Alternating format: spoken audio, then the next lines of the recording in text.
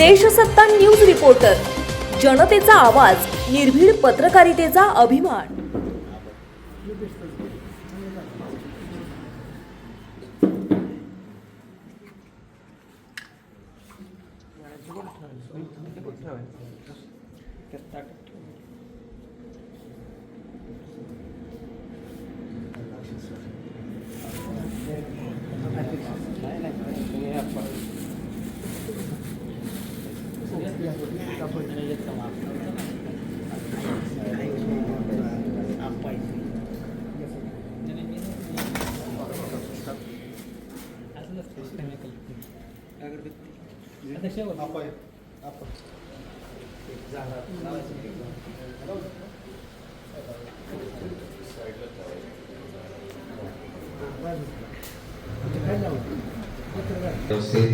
सैनिक फाउंडेशनच्या अध्यक्षा गोविंद आठवडे यांनाही विनंती करतो आपण प्रतिमा पूजन करावं।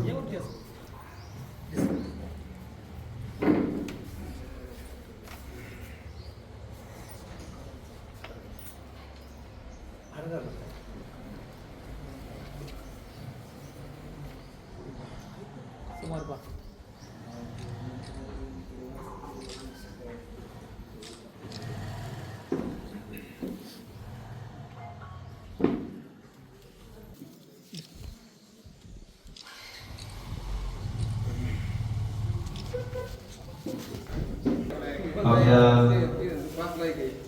प्रमुख पाहुणे म्हणून लाभलेले बारामतीचे प्रांताधिकारी सन्माननीय वैभवजी नावडकर साहेब यांचा सत्कार आमचे ज्येष्ठ मार्गदर्शक व पत्रकार संघाचे माजी अध्यक्ष सकाळचे पत्रकार जयराम अप्पा यांनी करावं अशी मी त्यांना विनंती करतो।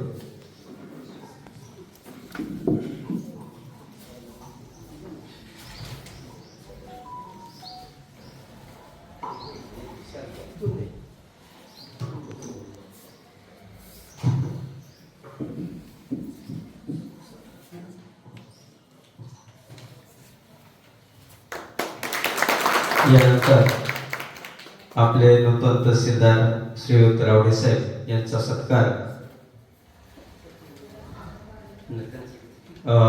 आमचे ज्येष्ठ मार्गदर्शक राजेश वाघ यांनी करावा अशी मी त्यांना विनंती करतोय।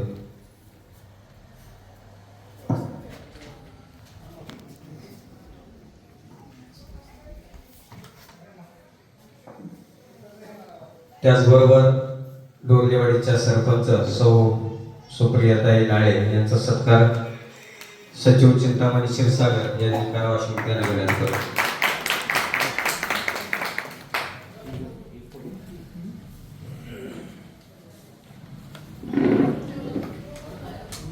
त्याचबरोबर सैनिक फाउंडेशनच्या अध्यक्षा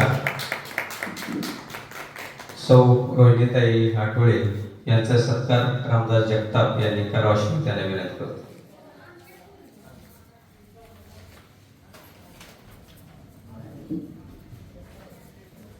ग्रामपंचायत सदस्य राणीताई नेवसे यांचा सत्कार गजानन हगवणे यांनी करावा अशी त्यांना विनंती करतो।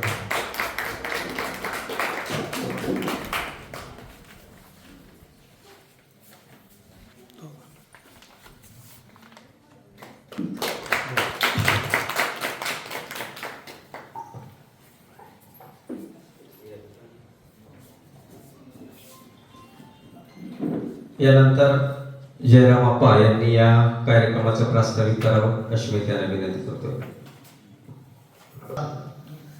पत्रकार दिनाच्या निमित्ताने आपल्या सर्वांना शुभेच्छा व्यक्त करतो।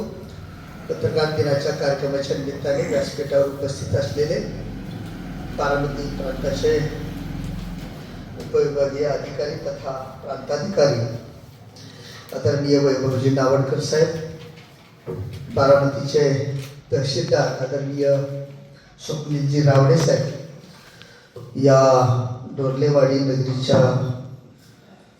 आद्य नागरिक आदरणीय सुप्रियाताई नाळे,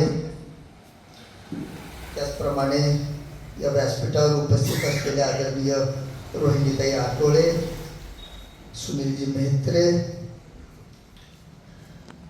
त्याचप्रमाणे नेवसेताई आदरणीय नेवसेताई या पत्रकार संघाचे अध्यक्ष आदरणीय हरिभक्तपरायण सोमनाथजी महाराज भिले, सचिव श्री चिंतामणीजी क्षीरसागर, त्याचप्रमाणे आपल्या सर्वांच्याच परिचयाचे आणि महाराष्ट्रात नव्हे महाराष्ट्राच्या बाहेर ज्यांचं नाव आहे ते चांदा चौकडीच्या करामतीच्या वेबसिरीजचे कलाकार आदरणीय रामभाऊजी जगताप साहेब, सुदामजी नेवशे आणि सर्वच पत्रकार मित्र, बंधू आणि भगिनींनो, आजचा हा पत्रकार दिन बाळशास्त्री जांभेकर यांच्या दिनानिमित्ताने आयोजित होतो. आणि दुसरा एक विशेष त्यातलं की 1832 मध्ये बाळशास्त्रींनी मराठीतलं पहिलं दर्पण नावाचं वर्तमानपत्र सुरू केलं. तेही 6 जानेवारीलाच केलं. त्यामुळं हा एक योगायोग आहे. त्यांच्या जन्मदिनही आहे आणि वर्तमानपत्राचाही जन्मदिन आहे. खरं तर बाळशास्त्रींनी त्या काळात 1812 आणि 1832 या 20 वर्षाच्या नंतर, म्हणजे 20 वर्षाच्या आयुष्यात, म्हणजे 20 वर्ष त्यांचं वय असताना त्यांनी त्यावेळेस अत्यंत प्रतिकूल परिस्थिती होती. सामाजिक अस्थिरता थोडीफार होती, अनेक अनिष्ट प्रथा होत्या. अशा परिस्थितीत त्यांनी हे पाक्षिक वृत्तपत्र चालू केलं आणि समाजाला दिशा देण्याचं फार मोठं काम केलं. तो दिवस म्हणजे खरं तर आजचा दिवस आहे. आणि या दिवसाची त्यावेळेची परिस्थिती आणि आजची परिस्थिती फार मोठी वेगळी आहे. साहेब, या ठिकाणी बसलेले अनेक पत्रकार असे आहेत की ज्यांनी हाताने लिहून पोस्टाने बातम्या पाठवणारे काही पत्रकार आहेत. आणि आजचा काळ असा आहे, नंतर मध्ये फॅक्स आला, नंतर पुन्हा कम्प्युटर आला, आता लॅपटॉप आला आणि आता मोबाईल आहे. हा फार मोठा बदल आहे आणि या सगळ्या बदलांच्या आम्ही काही साक्षीदार या ठिकाणी मंडळी आहोत. त्यावेळेस फार गमती असायच्या खरं तर, कारण आज पोस्टाने पाठवलेली बातमी ती ज्या वेळेस पोचेल त्यावेळेस, ज्यावेळेस वर्तमानपत्र आपण त्यावेळेस उघडू त्यावेळेस ब्लॅक अँड व्हाईट वर्तमानपत्र होतं. ते लागली बातमी लागल्यानंतरच कळायचं की आपली बातमी लागली. फोन करायचा एक प्रश्न होता, ट्रंक कॉल कधीतरी करावा लागायचा आणि त्यावेळेस कडकट हे टेलिग्राफ असायचं. तार हे माध्यम अत्यंत महत्त्वाच्या वेळेस ते आम्हाला वापरावं लागायचं. पण त्यानंतरची आजची स्थिती, आजची सामाजिक स्थिती आणि त्यावर लिहिले जाणारे सगळे स्तंभ, लेख, बातम्या याच्यामध्ये आणि त्या काळच्या याच्यामध्ये फार मोठा बदल आहे. काळाय तशी नाही महा असं म्हणतायत, त्याप्रमाणे हा बदल आपण सगळ्यांनी स्वीकारला आहे. अगदी आता जग कवेत आलंय मोबाईलच्या मुळं. पण मोबाईलमुळं मी काही एका मानसोपचार तज्ज्ञांशी चर्चा केली तर मोबाईलचा अतिवापरही फार वाढला आहे. कदाचित काही दिवसानंतर गावागावात मानसोपचार तज्ज्ञ नेमावं लागतील अशी परिस्थिती मोबाईलच्या अधिकच्या वापरामुळं निर्माण झालेली आहे. पण मोबाईल वाईट नाही, परंतु त्याचा वापर किती व्हावा हे सुद्धा फार महत्त्वाचं आहे. आज पत्रकारांच्या दृष्टीने मोबाईल महत्त्वाचाच आहे, कारण व्हॉट्सअप किंवा अन्य माध्यमांच्या द्वारे त्या बातम्या अन्य लोक पाठवतात, आपल्यालाही पाठवावं लागतं. परंतु त्याचा वापर मात्र निश्चितपणाने मर्यादित आणि योग्य केला पाहिजे. कारण ज्यांनी हा मोबाईलचा शोध लावला किंवा या गुगलचा याचा माध्यमांचा शोध लावला त्यांनी सुद्धा पुस्तकाचं फार मोठं महत्त्व सांगितलं आहे. आजकाल वाचन फार कमी झालं, त्यामुळे वृत्तपत्रांचं महत्त्व या पुढच्या काळात 100% वाढणार.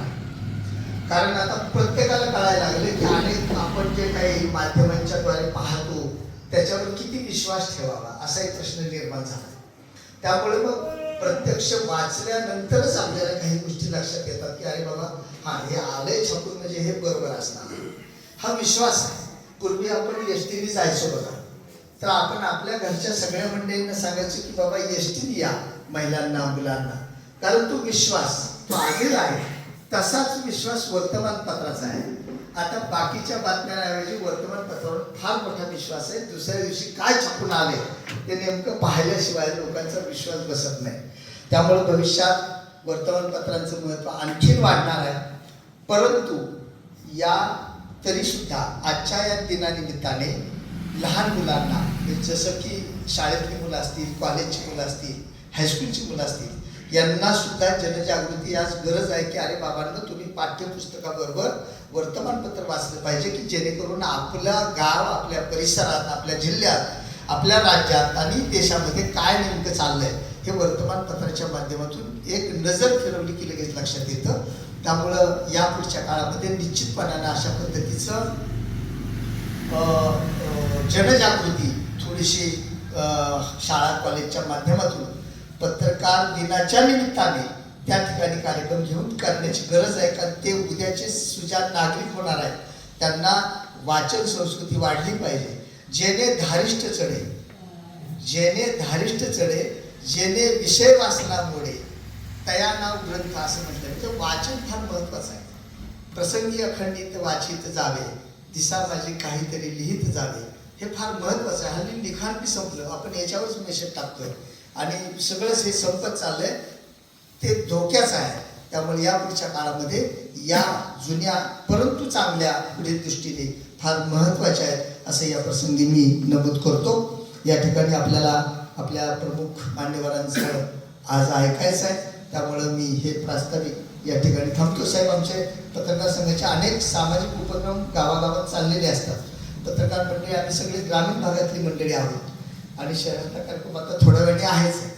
त्यामुळे ग्रामीण भागातली नेमकी परिस्थिती आमच्या पत्रकारांना माहिती असते आणि आपल्यासारख्या मंडळींचे आम्हाला सतत मार्गदर्शन होत असतं.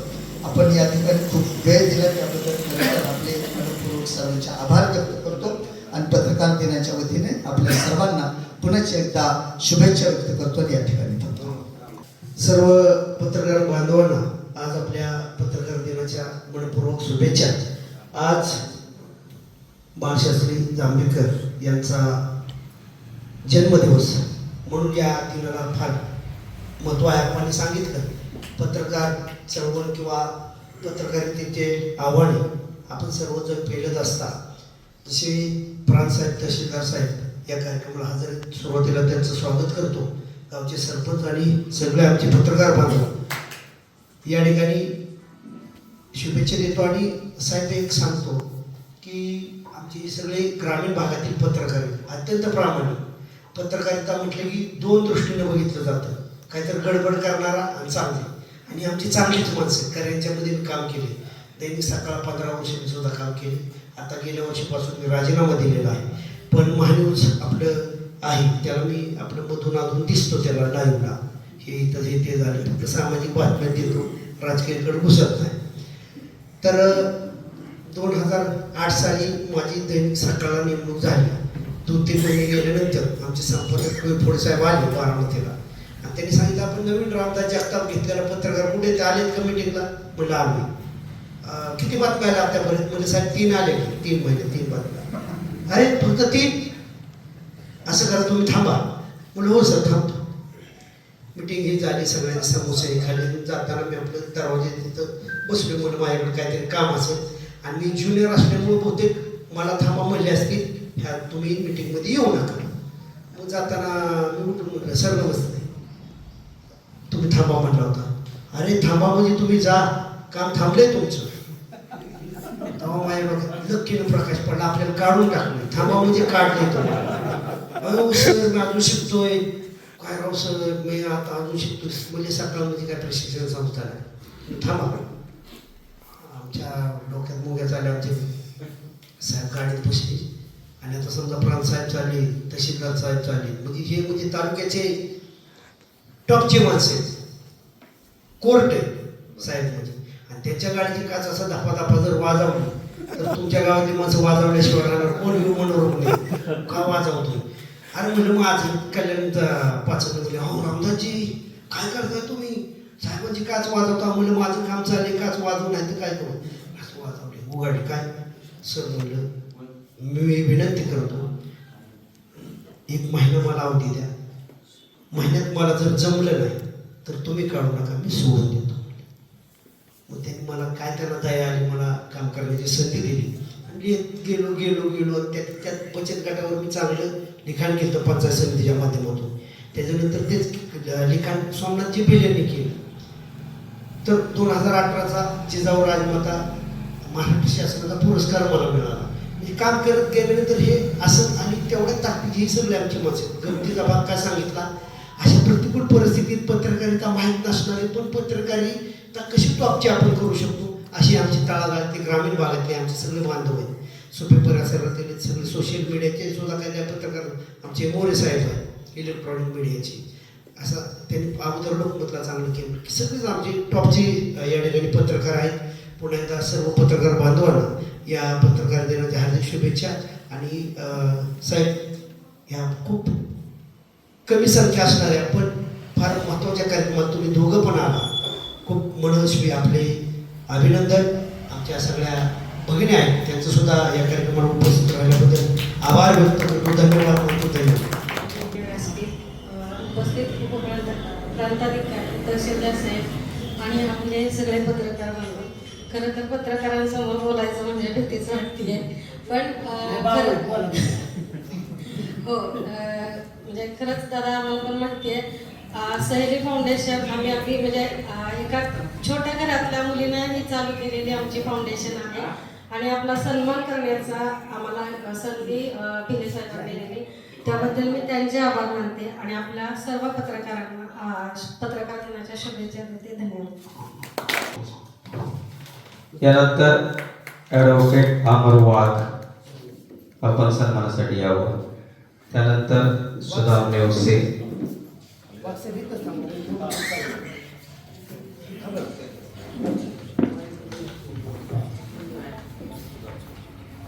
त्यानंतर दीपकराव जाधव,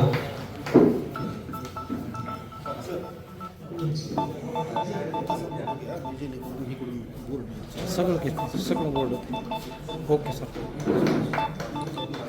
सरपंच ताई आठवडताई यांना विनंती करतोय आपण यावं. राजेश वाघ, त्यानंतर सुनील जाधव,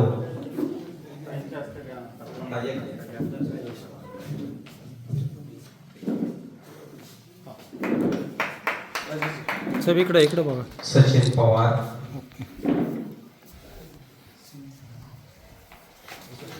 सुनील जाधव,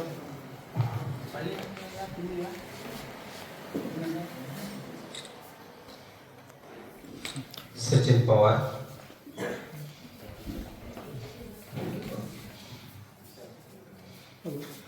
यानंतर सुशील अडागळे, सुनील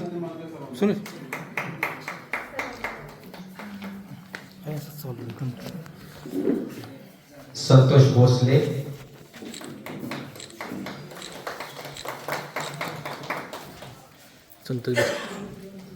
चिंतामणी क्षीरसागर,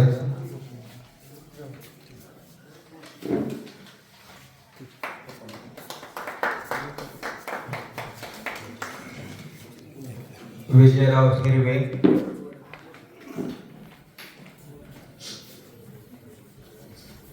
विनोद पवार,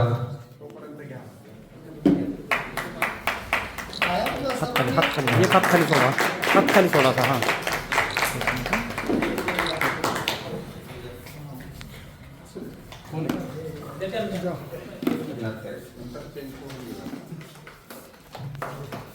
विनोद पवार,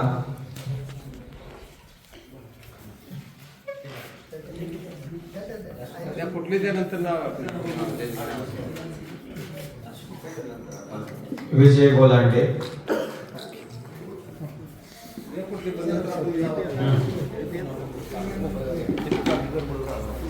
गजानन हगवणे,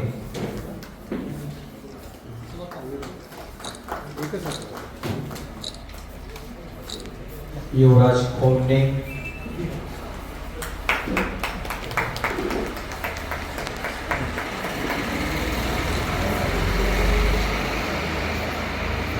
वसंत मोरे,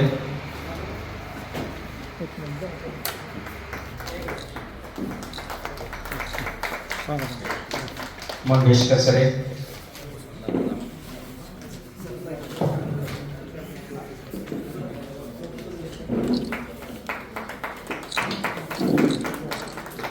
मंगेश कसरे,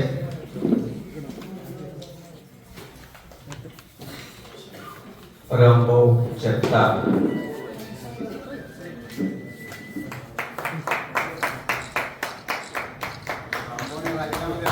मला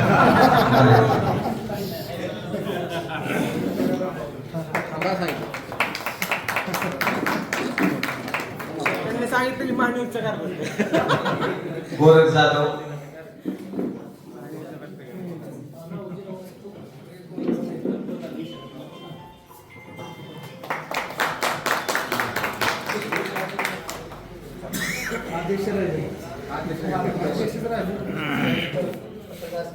पत्रकार संघाचे अध्यक्ष सोमनाथजी भिले यांचं सुद्धा फार चांगलं काम आहे. पत्रकार संघ त्याच्यासाठी जोरदार टाळ्या वाजवा सगळ्यांनी. सोमनाथ एक ग्रामपंचायत सदस्यांचा एक सत्कार साहेबांनी करावा.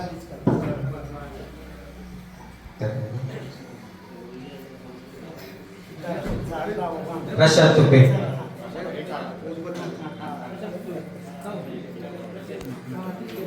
हां सर ओके. टाटा मुक्तीचे माजी अध्यक्ष मिलिंद भोपळे यांनाही विनंती आपण सन्मानासाठी यावं. निखिलांना आपल्या या ठिकाणी विनंती.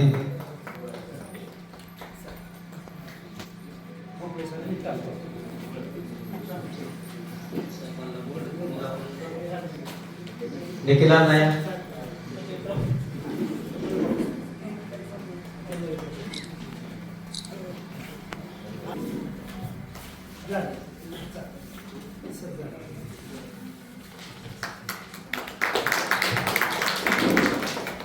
यानंतर साहेबांना विनंती करतोय आपण मनोगत व्यक्त करावं. जानेवारी दर्पणकार बाळशास्त्री जांभेकरांचा जन्मदिन तो आपण पत्रकार दिन म्हणून साजरा करतो आणि त्यासाठी बारामती तालुका ग्रामीण पत्रकार संघाने आयोजित केलेल्या या कार्यक्रमास उपस्थित माझे सहकारी आपल्या तालुक्याचे नवीन तहसीलदार रावडे साहेब, त्यासोबतच सरपंच सुप्रियाताई, अध्यक्ष सैली फाउंडेशनच्या रोहिणीताई, नेवसेताई, तसेच या पत्रकार संघाचे अध्यक्ष सोमनाथजी भिले, चिंतामणी क्षीरसागर, युवराजजी खोमणे, राजेश वाघसाहेब, आमचे ज्येष्ठ पत्रकारांनी आम्हाला सल्ला देणार आहे सुप्याच्या भागात. सल्ला म्हणजे चांगला सल्ला असतो. सुपेकर साहेब, यासोबतच रामभाऊ जगताप, सर्व उपस्थित सन्माननीय पत्रकार बंधू, जसं हा ट्रान्झिशनचा फेज आहे, चेंजचा फेज आहे, तसं सुप्रेकर साहेब म्हणले की पूर्वी आम्ही पोस्टाच्या पाकिटानं जसं पाठवायचं त्या पद्धतीनं आमचंही पूर्वी तसंच काम होतं. फोन फक्त तालुक्याच्या ठिकाणी असायचा, तहसीलदारच्या बाजूला फोन वाजला म्हणजे जिल्हाधिकाऱ्यांचा फोन, त्याच्या व्यतिरिक्त कोणाचा फोन जनरली नसायचा. मग गावात फार मोठ्या माणसाला कुणाकडे एखादा फोन असायचा किंवा आमदारांचा फोन आला तर आला, अदरवाईज तो फोन असा कधी वाजायचा नाही. जे काही असेल ते एकतर फोनवरनच अर्जंट माहिती असेल तर लिहून घ्या, म्हणजे तहसीलदारांनीच पेन उचलायचा, डायरी काढायची. मला माझे जुने SDO आठवतात, ते सकाळी 7:30ला फोन उचलायचे, फोन करणार, note down the points immediately, हे पहिलं त्यांचं इंग्लिश मधलं असायचं आणि मग बाकी सगळं मराठीतले पॉइंट्स असायचे. 1 2 3 4 आज ही काम मला तात्काळ करून पाहिजे, खाडकन असे मुस्कळीत मारल्यासारखा फोन असे आपण टाकायचा. याचा अर्थ आपल्याला कळायचा की साहेब तिकडं तापलेला आहे, आम्ही आपल्या कामाला लागायचं. तर ती माहितीची पद्धत होती, नाही तर दुसरी माहितीची पद्धत होती वायरलेस. स्वप्नीला त्याला वायरलेस माहीत नसतील. आमच्या काळात वायरलेसवर मेसेज यायचे, पोलिसांना कलेक्टर ऑफिसकडून पत्र द्यायचं, मग पोलीस तिथल्या स्थानिक पोलीस स्टेशन, तालुक्याच्या पोलीस स्टेशनला वायरलेस यायचा आणि तो वायरलेस मग तसाच मेसेज आमच्याकडे यायचा. सगळे इलेक्ट्रिक जे होते, जे आता विधानसभेचे प्रश्नोत्तर वगैरे सगळे असायचे, ते सगळे तारांकित, अतारांकित, ती सगळी प्रश्नोत्तर पूर्वी तशी यायची. मग हळूहळू इंटरनेटचं सुरू झालं, मग ते मेल वगैरे, आणि 2012 नंतर तर ह्यांनी जगणं हैराण करून टाकले. जसं तुमचं आहे तसंच आमचं आहे. म्हणजे एवढे ग्रुप झाले जसे तुम्ही काय अर्जंट माहिती तुम्हाला विचारली जाते, लगेच तुम्ही ते टाईप करता आणि पाठवून देता. मग पाठवताना काय चुकलंय काय नाही हे बघण्याचा सुद्धा वेळ नसतो, कारण तिथे अर्जन्सी असते ही बातमी लावून. आणि आता सगळं प्रिंट मीडिया हा इंटरनेटवर पण गेलाय, नेटचे पण त्यांचं सुरू झालंय, त्यामुळे त्यांना इथे ब्रेकिंग हवी असते. तर ह्या ब्रेकिंगच्या जमान्यात फक्त काळजी मला एवढीच घ्यावी वाटते की ही जेव्हा आपण देतो जी काही माहिती आमच्याकडनं, पण मी बऱ्याच वेळेस आमची लोक सर अर्जंट मागितली द्या, मी म्हणतो नाही जरा व्यवस्थित बघू देत मग सेम तुमच्याकडनं पण अर्जंट मागितली द्या म्हणलं की बऱ्याच वेळेस मला कधी कधी असा फोन येतो, सर यावर तुमची प्रतिक्रिया काय, पण घडलं काय ते तर सांग. बऱ्याच वेळेस आजकाल फार म्हणजे जुन्यांचा कुणाचा येत नाही, पण जे कोणी नवीन तयार झालेले आहेत ना, कुठंतरी काहीतरी घडलं की यावर तुमची प्रतिक्रिया सांगा. अरे मला घडलेलं काय तेच माहित नाही, आणि प्रतिक्रिया सांगायला मला एखादी गोष्ट जाणून घ्यावी लागेल तर मला प्रतिक्रिया देता येईल. जी गोष्ट मला तूच आता सांगता येईल त्याच्यावर तुमची प्रतिक्रिया सांगा तर मला सांगणं अवघड आहे. बेसिकली पत्रकारांचं पण हेच आहे की तुम्ही जेव्हा एखादी गोष्ट अनालिसिस करता तेव्हा तुम्ही म्हणजे बातमी तर देताच आहात, पण बातमीसोबत तुमचं काहीतरी अनालिसिस असतं त्या गोष्टीचं. आणि आजकाल काय झालंय की ह्या सर्व ज्या काही आपल्या बातम्या आहेत किंवा काय, आजकाल ट्रेंडिंग सगळं ब्रेकिंगचं असल्यामुळे निगेटिव्हिटी जास्त आहे. तुम्ही पण बघत असाल ते निगेटिव्हिटी जास्त आहे, पॉझिटिव्हिटी कमी. म्हणून मी सुपेकर साहेबांना मुद्दा म्हणलं, मी जेव्हा केव्हा मंडळाधिकारी कार्यालयात सुप्यात किंवा तलाठी कार्यालयात सुपेकर साहेब तिथे असतात ते सांगतात की सर हे फार चांगलं चाललंय, हे चांगलं चाललंय. जेव्हा ह्या असा काहीतरी फीडबॅक आम्हाला येतो ना, त्यासोबत त्यांनी मला सांगितले की सर ह्यात ही दुरुस्ती आवश्यक आहे, ती पण मी पॉझिटिव्हली घेतो. त्यामुळं माझं एकच सांगणं आहे की ह्या सगळ्या ब्रेकिंगच्या जमान्यात जे काही कन्स्ट्रक्टिव्ह करता येईल, जे काही पॉझिटिव्ह बातम्या देता येतील, जेणेकरून पॉझिटिव्ह ह्या काय फक्त शेवटी तुम्ही आहात, तुम्ही समाज मन प्रतिबिंब तुमचं जे आहे, तुमचं लिखाण समाजचं लिखाण आहे, समाजात काय चाललं हे दिसतं. जेव्हा सगळ्या निगेटिव्ह बातम्या दिसतात ना, तेव्हा ते माणसाचा विचारच त्या निगेटिव्ह कडे जातो. आणि आजकालची जी पिढी आहे ती ह्याच्या आहार गेलेली आहे सगळे, त्यामुळे त्याला अर्जंटच हवं असतं. आईने चपाती भाकरी केली आणि त्याला खायचं नसलं की लगेच ते झोमॅटोवर ऑर्डर करत आहे, वाट बघत नाही. तेव्हा ते जाऊ दे तुझी भाकरी, माझ्याकडे झोमॅटोवर मागवणार, जे पाहिजे खाणार. त्यामुळे त्याला इन्स्टंट हवं असतं. हे इन्स्टंटच्या नादात आपण काहीतरी कुठेतरी चुकतोय, हे होऊ नये. ह्या ब्रेकिंगच्या नादात फक्त हा समाज घडत जावा एवढं माझी एक इच्छा या ठिकाणी व्यक्त करतो. आणि या ठिकाणी बोलवलं खरं तर पुन्हा आणखीन एक आपला कार्यक्रम आहे 2 वाजता, त्याचे 2:06 झाले, तिकडे तो कार्यक्रम सुरू होईल, त्यामुळे तिकडे पुन्हा जायचं आहे. परंतु या निमित्ताने आम्हाला बोलवलं, आमचा सत्कार केला, त्याबद्दल बारामती तालुका ग्रामीण पत्रकार संघाचं मी आभार मानतो. आणि नेहमीच जे काही कन्स्ट्रक्टिव्ह करायचं आहे, जे काही तुम्हाला वाटतं की हे असं झालं पाहिजे, त्याच्या निश्चित सुधारणा ज्या काही आमच्यातही हव्या असतील प्रशासनाकडनं त्या सुद्धा आम्हाला सांगा, की आम्ही कायम त्याचा स्वीकार करू. आणि या निमित्ताने फक्त 2च गोष्टी सांगतोय की आता मुख्यमंत्री बळीराजा पानंद आणि शेत रस्ते योजना एक नव्याने येते, अत्यंत चांगली योजना आहे.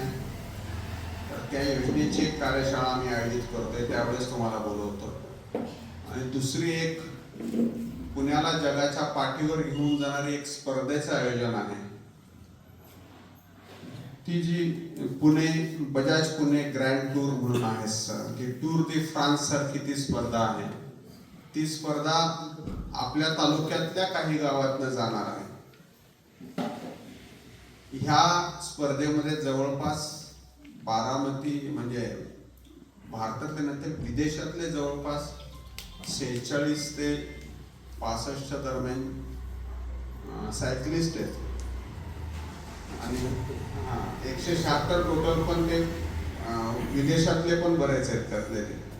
Italy, France, Japan, USA, China असे बऱ्याच ठिकाणचे सायकलिस्ट त्यात पार्टिसिपेट करतायत आणि त्या सायकल स्पर्धा आपल्या बारामतीमधनं तिसऱ्या स्टेजमध्ये जाणार आहे. ती सासवडपासून सुरू होईल, चंदन टेकडीपासून. ती तशीच निरे मार्गे मग मोरगाव, मुर्टी, लोणी भापकरचा आपला जो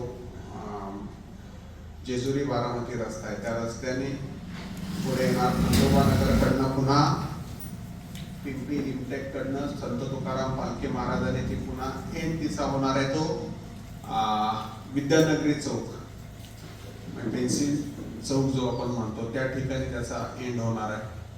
तर त्या स्पर्धेला निश्चित तुम्ही जर प्रसिद्धी दिली तर जी कुणी तरुण मंडळ आहेत, त्याशिवाय काही शाळेतली मुलं आहेत, आम्ही शाळांना पण सांगतो की तुमचे काही विद्यार्थी असतील त्यांना ते बघू देत फक्त की सायकल स्पर्धा कुठल्या लेवलला आणि कुठल्या पद्धतीने आहे हे एकदा बघू देत.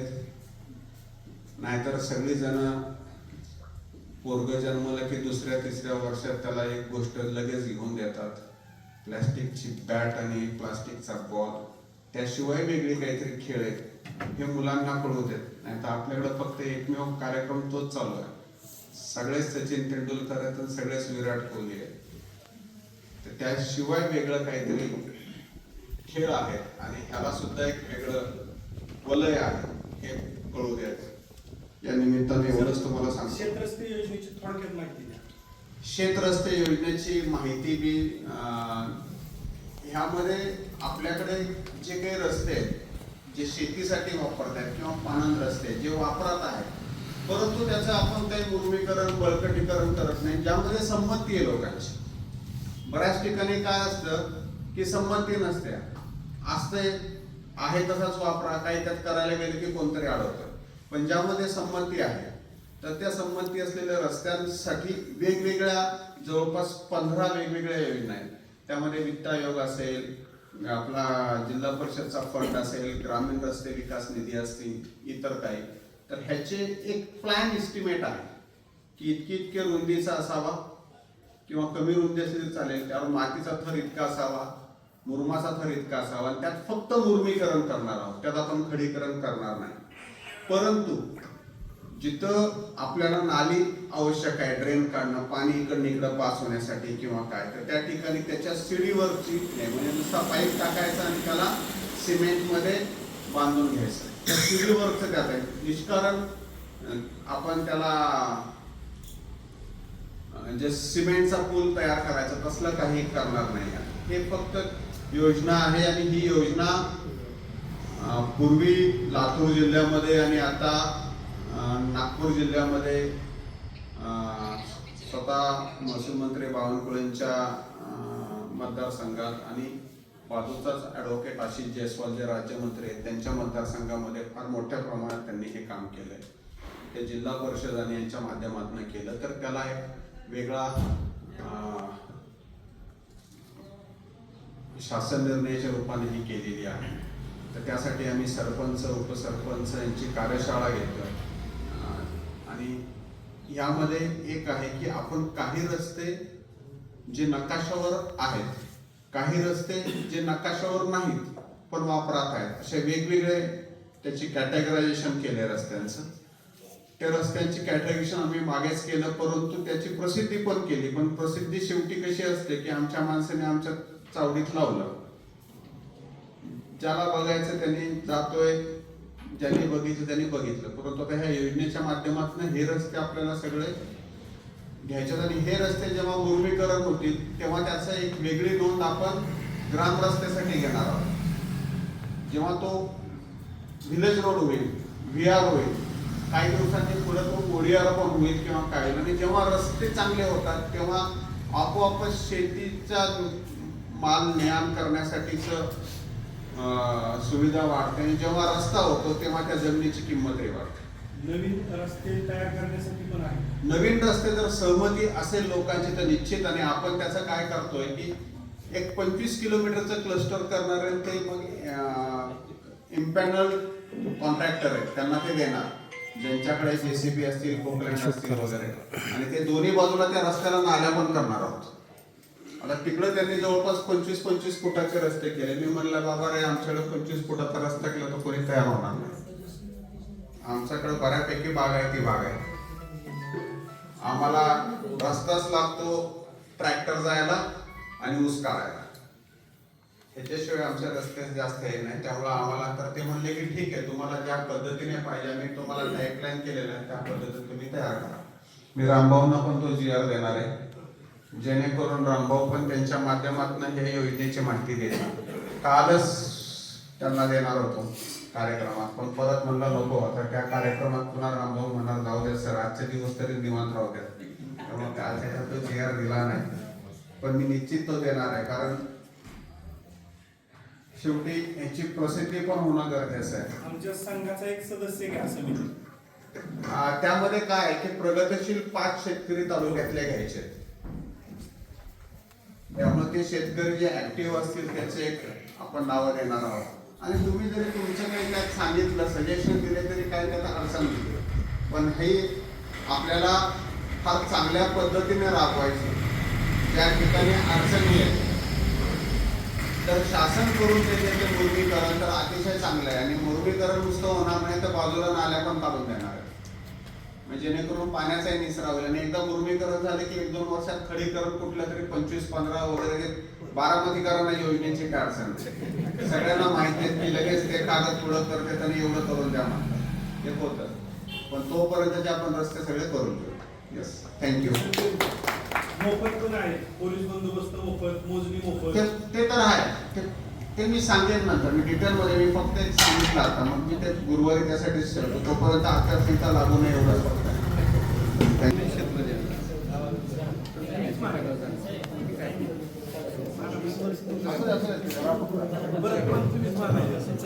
या ठिकाणी आपल्या पश्चिम भागातील हे सक्रिय पत्रकारांसाठी गणेश आळगीकर फार मोठं काम चांगलं आहे त्यांचं.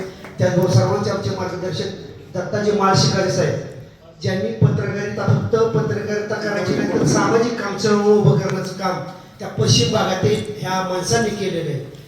तुमचे कोणतेही विषय असो तर तुझ्या शेतकरी आता सांगत होते साहेब, ह्याची माहिती सांगा, त्याची माहिती सांगा. ही कृतीशील काम करणारी माणसं आहेत आमचे मार्गदर्शकाच्या भूमिकेत येते माणसं. माळशिकारे साहेबांसाठी जोरदार टाळ्या वाजवा. यांनी साहेब पथनाट्य आमचं राज्यभर फिरवलं बरं का. काय सुनेत्रवणी तर होत्याच, पण त्याच्या अगोदर ह्यांनी काम ह्या चळवळीत उतरण्याचं काम ह्या लोकांनी केलं. त्याचबरोबर संतोष आबा शेतकर, त्यानंतर महेशजी जगताप साहेब, या सोमेश्वर परिसरामध्ये खूप महत्वाची योजना आहे म्हणून मी तुम्हाला आवडून बोलायचं.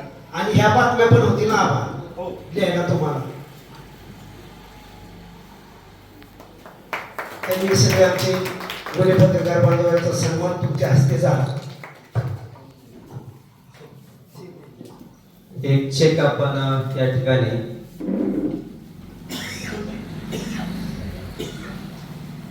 मुख्यमंत्री साहित्य निधीसाठी 27,000 रुपयाचा धनादेश दूध संस्था कर्मचारी यांच्या वतीनं आमचे पत्रकार विजयराव गोलांडे यांच्या हस्ते सुपूर्द करण्यात येत आहे.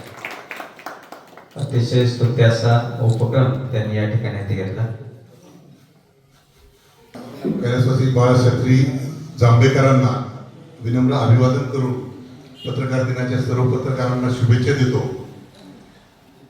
साहेब, आता खरं तर आम्हाला उशीर झाल्याबद्दल जास्त वेळ नाही घेणार, परंतु या ठिकाणी आवर्जून उपस्थित राहिलेले प्रांताधिकारी वैभव नावडकर साहेब, तहसीलदार साहेब स्वप्नील रावडे साहेब, त्याचबरोबर इथं असलेले किशोर माने, रोहिणी आटोळे, सुप्रियाताई नाळे, त्याचबरोबर सुनीलजी मेत्रे, आमचे अध्यक्ष सोमनाथराव बेले महाराज, युवराजजी कोमने, चिंतामणी क्षीरसागर, राजेश वाघ, सुनील जाधव, जयराम सुपेकर, त्याचबरोबर दत्ता माशिकारी, महेश जगताप, संतोष शेंडकर आणि ही सर्व टीम आमची, दीपक जाधव असतील, सुधाम नेवसे असतील, रामभाऊ आमचे मित्र असतील आणि सर्वच वसंतराव मोरे, राजेश वाघ, सचिन पवार, त्याचबरोबर विजयराव तुमचे गोलांडे आणि सर्वच मित्र या ठिकाणी. साहेब तुम्ही आम्ही गोजरता ऐकलं निगेटिव्ह बातम्याचा इम्पॅक्ट, आणि या ठिकाणी आवर्जून सांगतो मी खूप 1999-98 पासून बातमीदारी करतो.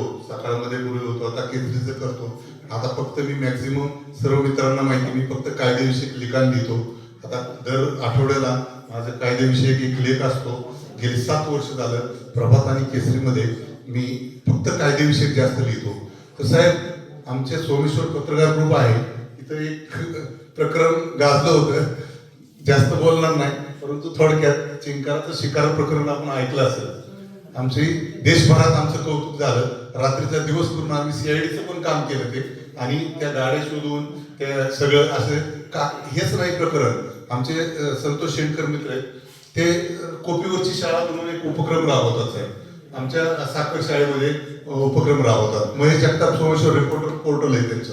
दत्ता महाशिकारे ज्यांनी हे पत्रक आता रामभाऊंनी सांगितलं तुम्हाला, सुरुवातीपासून आम्ही सगळे सोशल माइंडेड लोक आहोत. असं वसंतराव मोरे असतील, हे काय नाट्य क्षेत्रातल्या घडामोडी, शेतीविषयी काय वाटतं आम्ही संतोषला विचारतो, कायद्याची किचकट बातमी कुठली आली की मला पहिला फोन करतात, गणेशी कशी बातमी केली पाहिजे. हे सगळं आम्ही एकत्रितपणे आम्ही सगळं करत असतो. आणि बारामती तालुका ग्रामीण पत्रकार संघ साहेब आम्ही 2005 साली रजिस्टर केला. आज 21 वर्ष झाले.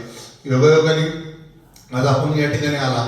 आम्ही फक्त एवढंच नाही केलं तर सांगली, शिरोळ, सातारा ज्यावेळी पूरग्रस्त झाला तिकडं सैनिक टाकळी, आमची एक सैनिक संघटना पण आहे, मी त्या सैनिक संघटनेचा आहे तिथं पदाधिकारी. तर आम्ही पत्रकार ग्रुप आणि हे असं संयुक्त विद्यमाने आम्ही रक्तदान शिबिरं घेतली. 3-3, 4-4 ट्रक धान्य आम्ही तिथं साहेब पोच केलं आणि इथूनच आम्ही बारामतीतून केलं. हे सगळं पत्रकार संघाचे, फक्त आम्ही प्रत्येक जण त्याच्या ताकदीचा वापर करून, त्याच्या ताकदीचा म्हणण्यापेक्षा त्याच्या संपर्काचा वापर करून तो सांगतो की बाबा आम्ही असं सोशल काम करतो. वडगाव निंबाळकर पोलीस स्टेशनने आम्हाला साहेब एक गाडी भरून, अख्खी गाडी भरून सामान दिलं होतं. आम्ही 3 गाड्या केल्या, एक गाडी भरून सामान आम्हाला दिलं. आम्ही तिथं सैनिक टाकळीला तिकडे गेलो, कोरोनामध्ये आम्ही फिरलो, सॅनिटायझरची वाटप करून. हे सगळे पत्रकार संघाचे उपक्रम आहेत. बरेचसे सांगितले असतील कदाचित पूर्वी कोणी.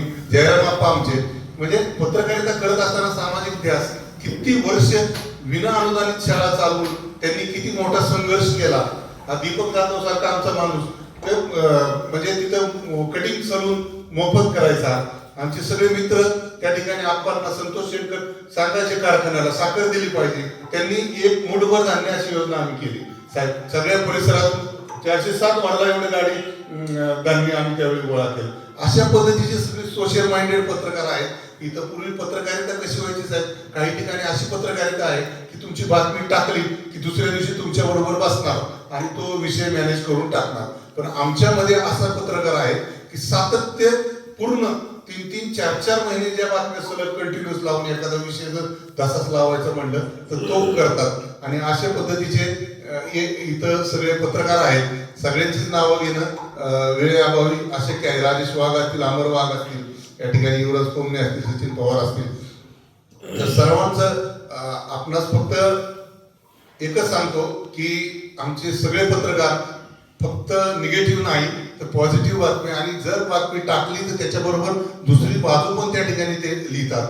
आता पोर्टल आलंय, अर्थात पोर्टलमध्ये अतिघाई होत आहे काही लोकांकडून आणि लगेच स्प्रेड होत येते, परंतु ती पत्रकारिता आणि आमची पत्रकारिता हे वर्तमानपत्राची फरक आहे.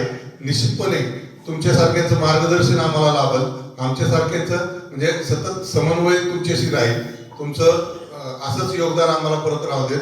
तुम्ही आवर्जून आमच्या कार्यक्रमासाठी वेळ दिला त्याबद्दल मी या ठिकाणी आपले पुनश्च एकदा आभार मानतो आणि माझं लांबलेलं थोडं आभाराचं भाषण मी संपवतो. धन्यवाद.